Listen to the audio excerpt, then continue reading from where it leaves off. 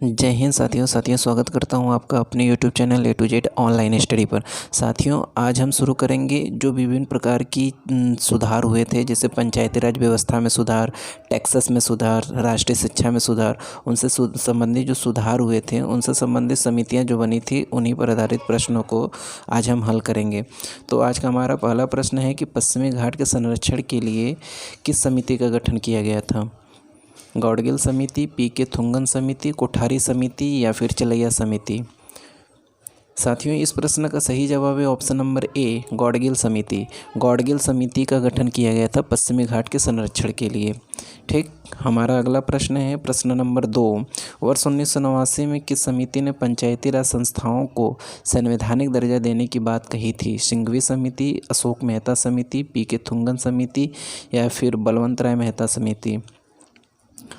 साथियों, यदि आपको इस प्रश्न का सही जवाब मालूम है तो आप हमें अपना जवाब कमेंट बॉक्स में दे सकते हैं, लेकिन इस प्रश्न का सही जवाब option number C, PK. Thungon समिति। पी.के. थुंगन समिति ने संवैधानिक दर्जा पंचायती राज व्यवस्था को देने की बात कही थी।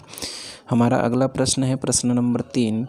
किस आयोग की रिपोर्ट के आधार पर वर्ष 1990 से पिछड़े वर्ग के लोगों को नौकरियों में आरक्षण दिया जाना शुरू हुआ? केलकर समिति, मंडल समिति, कोठारी समिति या फिर राजमन्नार समिति। साथियों, इस प्रश्न का सही जवाब ऑप्शन नंबर बी, मंडल समिति है। मंडल समिति ने ही सबसे पहले रिपोर्ट पेश किया था वर्ष 1990 में, तब ओबीसी वर्ग के लोगों को नौकरियों में आरक्षण देने की बात कही गई थी। हमारा अगला प्रश्न है बीपी मंडल समिति का गठन किस सरकार के समय हुआ था? इंदिरा गांधी सरकार, मोरारजी देसाई सरकार, राजीव गांधी सरकार या फिर लाल बहादुर शास्त्री सरकार। साथियों, यदि आपको इस प्रश्न का सही जवाब मालूम है तो आप हमें अपना जवाब कमेंट बॉक्स में दे सकते हैं। इस प्रश्न का सही जवाब option number B, Morarji Desai सरकार। वर्ष 1978 में इस मंडल का गठन किया गया था। ठीक, हमारा अगला प्रश्न है प्रश्न नंबर 5। वर्ष 1987 में किस समिति ने पंचायती राज संस्थानों को संवैधानिक दर्जा देने की बात कही थी? सिंघवी समिति, पी.के. थुंगन समिति, जी.वी.के. राव समिति या फिर बलवंत राय मेहता समिति। तो साथियों, इस प्रश्न का सही जवाब ऑप्शन नंबर ए, सिंघवी समिति होगा। सिंघवी समिति और पी.के. थुंगन समिति दोनों ने अलग अलग समय में संवैधानिक दर्जा पंचायती राज को देने की बात कही थी। हमारा अगला प्रश्न है कस्तूरी रंगन समिति का संबंध किससे है? कस्तूरी रंगन समिति का संबंध किससे है? राष्ट्रीय शिक्षा नीति से, गरीबी रेखा के आकलन से, प्रत्यक्ष कर सुधार से या फिर बैंकिंग क्षेत्र में सुधार से। साथियों, जो इस समय नई राष्ट्रीय शिक्षा नीति लागू है ये कस्तूरी रंगन समिति से ही संबंधित है, इसलिए इस प्रश्न का सही जवाब ऑप्शन नंबर ए, राष्ट्रीय शिक्षा नीति से है। हमारा अगला प्रश्न है प्रश्न नंबर 7। कोठारी समिति का संबंध किससे है? चुनावों में सुधार से, राष्ट्रीय शिक्षा नीति से, केंद्र राज्य संबंध से या फिर अप्रत्यक्ष कर सुधार से। साथियों, इस प्रश्न का सही जवाब ऑप्शन नंबर बी, राष्ट्रीय शिक्षा नीति से है। सबसे पहले वर्ष 1964 में कोठारी समिति का गठन किया गया था, जिसने राष्ट्रीय शिक्षा नीति लागू किया गया था और विभिन्न स्तरों पर शिक्षा की बात कही थी।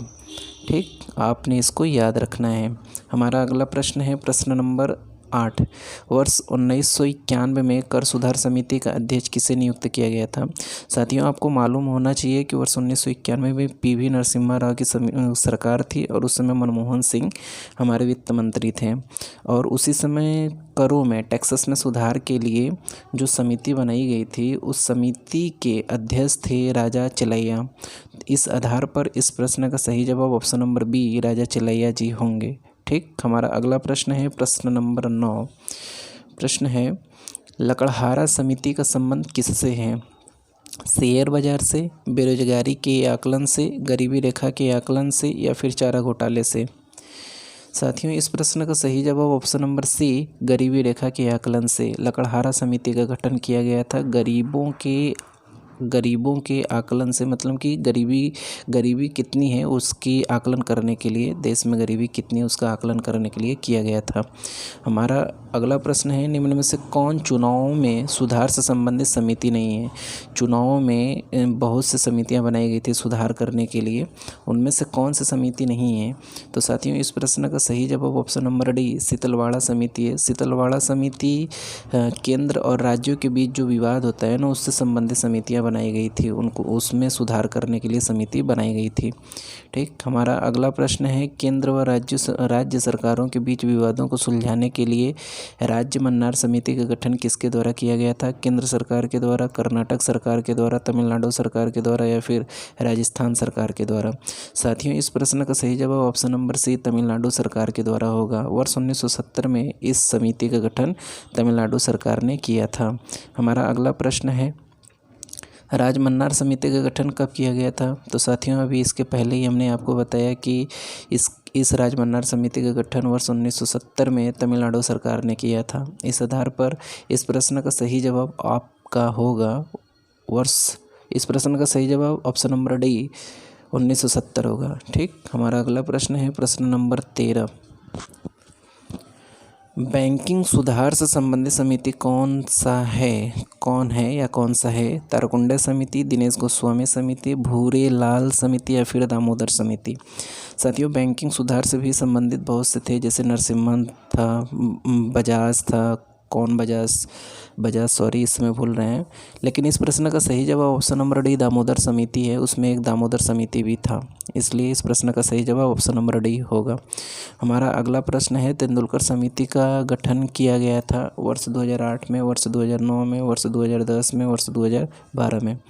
साथियों, इस प्रश्न का सही जवाब ऑप्शन नंबर बी वर्ष 2009 में होगा। तेंदुलकर समिति ने ही सबसे पहले बताया था कि 47 रुपये कमाने वाला व्यक्ति गरीब नहीं हो सकता। ठीक है, आपने इसको याद रखना है।